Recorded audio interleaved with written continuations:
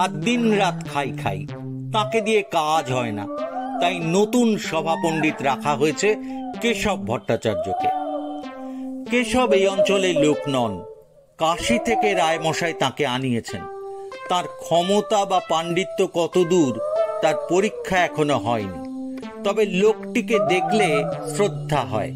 চেহারাখানা বিশাল তো বটেই, গায়ের বর্ণ উজ্জ্বল, তা সেও বেশি কথা নয়, তবে মুখের দিকে চাইলে বোঝা যায় চেহারার চেয়েও বেশি কিছু ওর আছে, সেটা হলো চরিত্র। জমিদারের কথা শুনে কেশব একটু হাসলেন। পরদিন সকালে গরুর গাড়ি চেপে কেশব রওনা হয়ে গেলেন গোবিন্দপুর। পিছনে পায়ে হেঁটে গোবিন্দপুরের সদুই লোক। দুপুর পেরিয়ে গাঁয়ে ঢুকে কেশব মোড়লের বাড়িতে একটু বিশ্রাম করে ইঁদারার দিকে রওনা হলেন। সঙ্গে গোবিন্দপুর আর আশেপাশের গাঁয়ের হাজার হাজার লোক। ভারী সুন্দর একটা জায়গায় ইঁদারাটা খোঁড়া হয়েছিল। চারিদিকে কলকে ফুল আর ঝুমকো লতার কুঞ্জবন। একটা বিশাল পিপুল গাছ ছায়া দিচ্ছে। ইঁদারার চারধারে বড় বড় ঘাসের বন। পাখি ডাকছে, প্রজাপতি উড়ছে। কেশব আস্তে আস্তে ইঁদারার ধারে এসে দাঁড়ালেন। মুখখানা গম্ভীর। সামান্য ঝুঁকে জলের দিকে চাইলেন। সত্যিই কাকচক্ষু জল টলটল করছে। কেশব আস্তে করে বললেন, কে আছিস? উঠে আয়, নইলে থুথু খেলব। এই কথায় কি হলো কে জানে। ইঁদারার মধ্যে হঠাৎ হুলস্থুল পড়ে গেল।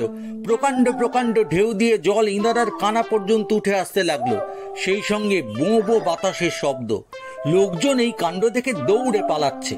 শুধু চক্রবর্তী মশাই ভয়ে কাঁপতে কাঁপতেও একটু দূরে দাঁড়িয়ে আছে।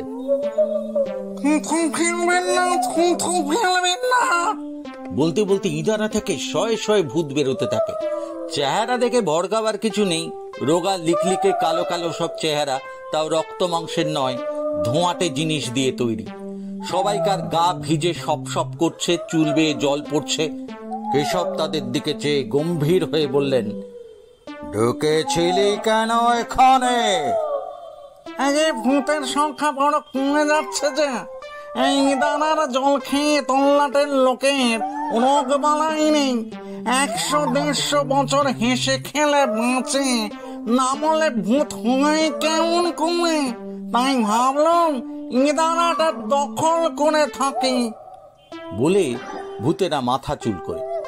কেশব বললেন, অতি কূট প্রশ্ন, কিন্তু কথাটা আপাত গ্রাহ্য। ভূতেরা আশকারা পেয়ে বলে, ওই যে চক্রবর্তী মশাই দাঁড়িয়ে রয়েছেন, ওরই বয়স 120 বছর। বিশ্বাস না হয় জিজ্ঞেস করো নাকি। কেশব অবাক চোখে চক্রবর্তীর দিকে তাকিয়ে বলেন, বলে কি এরা মশাই, সত্যি নাকি? এক হাতে ধরা পইতে অন্য হাতের আঙুলে গায়ত্রী জপ করে ধরে রেখে চক্রবর্তী আমতা আমতা করে বলেন, ঠিক স্মরণ হচ্ছে না। কোট প্রশ্ন, কিন্তু আপাত গ্রাহ্য, কেশব বললেন। ঠিক এই সময় চক্রবর্তীর মাথাতেও ভারী কূট একটা কথা এলো। তিনি ফস করে বললেন, ভূতেরা কি মরে? কেশব চিন্তিত ভাবে বললেন, সেটা কূট প্রশ্ন, কিন্তু আপাতগ্রাহ্য। ভূত যদি নাই মরে তবে সেটা ভালো দেখায় না। স্বয়ং মাইকেল বলে গেছেন, জন্মেলে মরিতে হবে, অমর কি কথা কবে। ভূতেরা কাউ মাউ করে বলে উঠল, পাশে আমরা কি করবো? আমাদের হাঁটতে হয় না, ম্যালেরিয়া ওলা ওটা সান্নিপাতিক সন্ন্যাস রোগ হয় না, তাহলে মরবো কিসে? দোষটা কি আমাদের নাকি? চক্রবর্তী সাহস ভরে বললেন, তাহলে দোষ তো আমাদেরও নয় বাবা সকল। কেশব বললেন, অতি কূট প্রশ্ন। চক্রবর্তী বলে উঠলেন, কিন্তু আপাতগ্রাহ্য। সপাঁচে ছন্ন ছাড়া বিদঘুটে ভেজা ভূত চারিদিকে দাঁড়িয়ে খুব উৎকণ্ঠার সঙ্গে কেশবের দিকে তাকিয়ে আছে। কি রায় দেন কেশব? একটা বুড়ো ভূত কেঁদে বলল, হ্যাঁ গো মশাই, জলে ভেজানো ভাত যেমন পান্তা ভাত, তেমনি দিন রাত জলের মধ্যে থেকে থেকে আমরা পান্তা ভূত হয়ে গেছি। ভূতের সংখ্যা বাড়ানোর জন্য এত কষ্ট করলুম, সে কষ্ট বৃথা যেতে দেবেন না ঠাকুর মশাই। এই অতি গুড প্রশ্ন, কেশব বললেন। চক্রবর্তী মশাই এবার আর আপাত গ্রাহ্য বললেন না, সাহসে ভর করে বললেন, তাহলে ভূতেরও মৃত্যুর নিদান থাকা চাই। না যদি হয় তবে আমি ওই দ্বারার মধ্যে থুতু ফেলবো। আর তারই বা দরকার কি? এক্ষুনি আমি এইসব ভূত বাবা সকলের গায়ে থুতু ফেলছি। চক্রবর্তী মশাই বুঝে গেছেন থুতুকে ভূতেদের ভারী ভয়। বলার সঙ্গে সঙ্গে ভূতেরা আটকে উঠে 10 হাত পিছিয়ে চেঁচাতে লাগলো, থুতু ফেলবেন না, থুতু ফেলবেন না। কেশব চক্রবর্তী মশাইকে এক হাতে ঠেকিয়ে রেখে ভূতেদের দিকে ফিরে বললেন, চক্রবর্তী মশাই যে কূট প্রশ্ন তুলেছেন তা আপাতগ্রাহ্য বটে। এবার তোমাদের কথাও খেলনা নয়, কিন্তু যুক্তি প্রয়োগ করলে দেখা যায় ভূত কখনো মরে না। সুতরাং ভূত খরচ হয় না, কেবল জমা হয়। অন্যদিকে মানুষ 200 বছর বাঁচলেও একদিন মরে, সুতরাং মানুষ খরচ হয়। তাই তোমাদের যুক্তি টেকে না। ভূতেরা কাউমাউ করে বলতে থাকে, আগে আমরা অনেক কষ্ট করেছি। কেশব দৃঢ়স্বরে বললেন, তা হয় না। ঘটি বাটি যা সব কুয়োর জলে ডুবেছে সমস্ত তুলে দাও, তারপর ইদারা ছাড়ো, নইলে চক্রবর্তী মশাই আর আমি দুজনে মিলে থনাথন ঘটি বালতি তুলতে লাগলো। মুহূর্তের মধ্যে ঘটি বালতির পাহাড় জমে গেল ইদারার চারপাশে। পুরনো ইদারার এরপর আর ভূতের আস্তানা রইল না। ভেজা ভূতেরা গোবিন্দপুরের মাঠে রোদে পড়ে থেকে কদিন ধরে গায়ের জল শুকিয়ে নিল, শুকিয়ে আরো চিমড়ে মেরে গেল।